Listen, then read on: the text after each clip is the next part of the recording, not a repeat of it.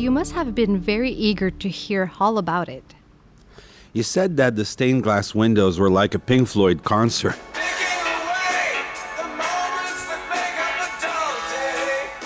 But with less noise. We'll start at the reception desk to chat a little bit about the Basilica. Before we go inside it and take a closer look at the stained glass windows. A brief history. The Basilica was built between 1955 and 1964. Although the project began in 1949, people have been thinking about it since 1937. The purpose of the Basilica is to commemorate the Christian mystery, the apparition of Mary, and her interventions. Over time, it became an important pilgrimage site. To the left of the Basilica is the Oblate residence, built between 1902 and 1904. But it had to be moved, which was done by using logs. The process was so slow and quiet that the Oblates could have slept inside it without feeling any movement. The logs were later sold to fund the project. The end of construction coincided with the Vatican II Council. Pope John XXIII announced that many aspects of the church would be reviewed to bring about a renewal. The watchword at the time was participation. The faithful were going to participate in liturgical action, no longer individually, but as a group. And the Latin Mass were suspended.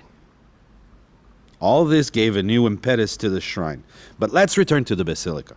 It has a pyramid-shaped dome and 6 lateral transepts, and the structure is topped by a skylight.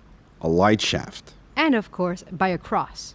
The Basilica features stained glass windows on 6 of its 8 facades, beginning with a rose window, which has a 26-foot diameter, or almost 8 meters, not to mention the 11 medallions. There are also 5 lancet windows, 3 that measure 28 feet and 2 that measure 19 feet. And each panel of the lancets measures 5 feet by 2.5 feet. We learned that there are 26 panels per transept and that there are 6 transepts. Obviously, other stained glass windows are placed in the choir and all around the Basilica.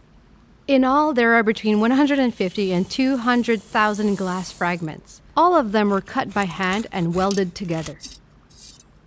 Before going inside, we're going to chat about the Door of Mercy. It opened in 2016, the Year of Mercy. It's an asset for the church that represents sensitivity to the misfortune of others, generosity as well as kindness to others. The word mercy means love given to misery. That way of being is an integral part of the believer's duties. Pope Francis proclaimed that 2016 would be an extraordinary holy year, a year dedicated to forgiveness, compassion, and mutual assistance. There are 2 doors of mercy in the Mauricie region. One at the shrine, obviously, and the other one is in Trois-Rivières at the downtown cathedral. There were 40 or so throughout Quebec. A whole protocol must be followed before going through it, before, during, and even after walking through it. In particular, you must have made a pilgrimage before you walk through the door. And while we're on the subject of protocol, let's go back to the Basilica. After removing hats and caps, you head to the holy water front to cross yourself and bow towards the altar, all of which are signs of respect.